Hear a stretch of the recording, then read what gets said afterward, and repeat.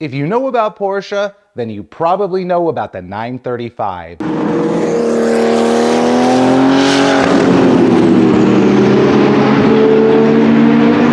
It is the most successful race car ever built, and many people believe it's the most beautiful and most exciting race car ever built too.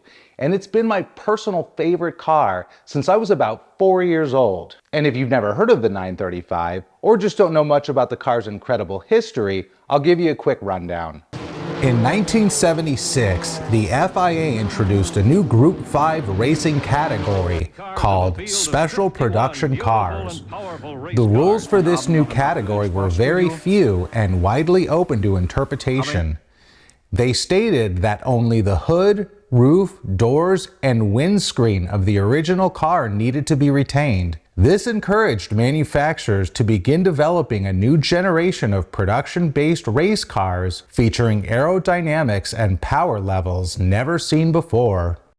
Porsche's entry for this new category was based on the 911 Turbo, and it was called the 935. It featured enormous front and rear fender flares, a huge multi-stage rear wing, and that signature slant-nose front.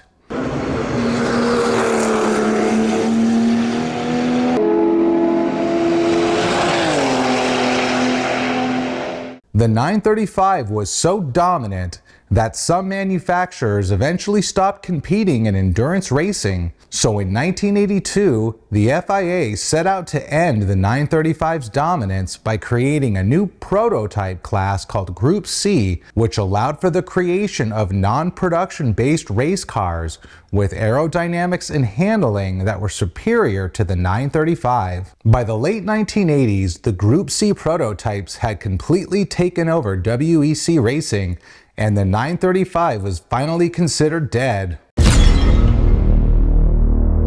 But then, at Rennsport Reunion 6 in 2019, Porsche surprised the world when they revealed the 935-19, a new 935 built on the 991 GT2 RS.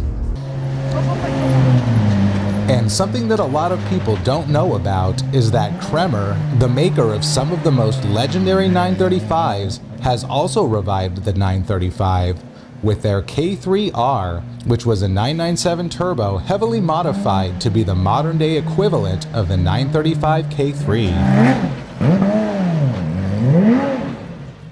Now that we're completely up to speed on the 935, we can talk about the car at hand. Last week, a manufacturer called Rizvani Motors released this image.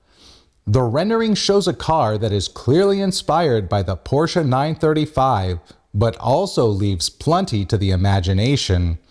When we increase the brightness and detail of the image and juxtapose it against the image of a 992 Series 911, we can see these cars share the same roofline, window profile, side view mirrors, and light bar. So from this comparison, it's safe to say that the donor car for this new 935 will be a 992. And unlike the 935-19 that was released by Porsche, which was covered in cutting-edge aerodynamics, the Rezvani 935 has a much more retro appearance.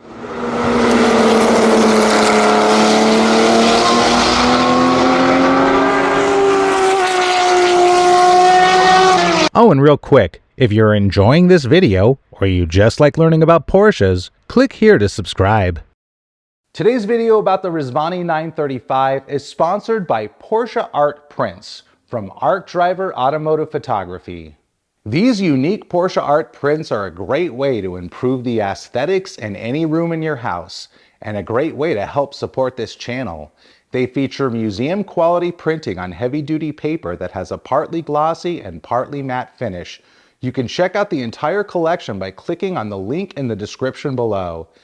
Now, if you're not familiar with Rizvani, they're an American automotive manufacturer that takes existing cars and turns them into something completely different. Their first creation was called the Beast, and it was based on the Ariel Atom.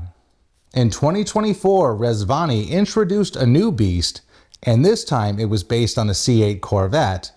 It features a carbon fiber body and, according to Rezvani, has 1,000 horsepower, can do 0 to 60 in 2.5 seconds, and completes the quarter mile in 9.5 seconds. The rest of their lineup consists of some pretty intense four-wheel drive vehicles. Rezvani's latest creation is called the RR1, which stands for Rezvani Retro 1, and it will be the flagship of their new Retro sub-brand. They describe their new division as a design house dedicated to designs inspired by icons of the past, by blending modern platforms and conveniences with nostalgic design elements inspired by classic icons. Rezvani Retro aims to capture the essence of a bygone era.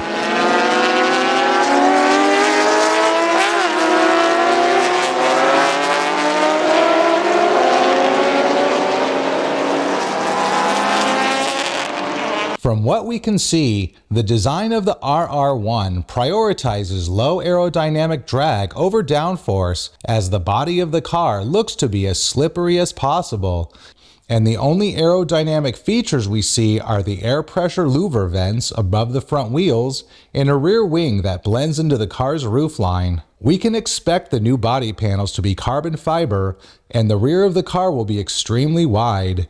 And in true 935 fashion, the back will be left open, exposing the original 911 underneath. The new 935 is being described by some as an homage to the Kremer-produced 935s, but it clearly shows more of a relation to the Porsche-produced 935 77 Works.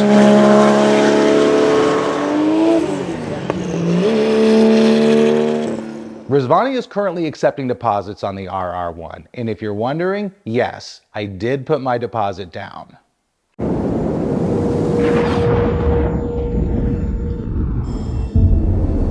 At this point, we don't know which trim of the 992 the RR1 will be based on, but since the 935 was a heavily turbocharged car, it would be reasonable to expect the RR1 to be built on a 992 Turbo or Turbo S.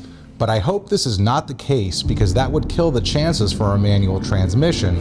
We'll just have to wait and see. We haven't been given any information regarding performance, but since the current beast, which is based on the C8 Corvette, reportedly does 0 to 60 in 2.5 seconds, and the 911 Turbo is a much faster car than the C8 Corvette, we can expect a 0 to 60 time closer to 2.2 seconds. The RR1 is reported to be a very exclusive vehicle, but since everyone and their mother can put a deposit down, that suggests otherwise. But again, we'll just have to wait and see. Update! I just got a message from Rizvani, and they're telling me that only 20 RR1s will be produced. But they're also telling me that one of those 20 will potentially be mine. So it's looking good. And Rezvani probably doesn't need to worry about any of the legal issues Singer Vehicle Design has had to deal with, as they won't be putting the word Porsche anywhere on this car. But the real question is, being that this is a slant-nose car, will it have pop-up headlights?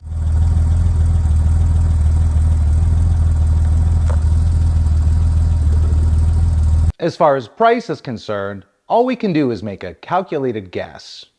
The Beast is priced at $485,000, and that car is built on a C8 Corvette, which has a base price of $68,000. I'm assuming the RR1 will be based on the 911 Turbo, and that car has a base price of $197,000, so we can probably expect the RR1 to cost closer to $600,000. The RR1 will be officially revealed on August 16th, which is just a few days away, and I'll be doing a new video about it then, so be sure to check my YouTube channel for new information.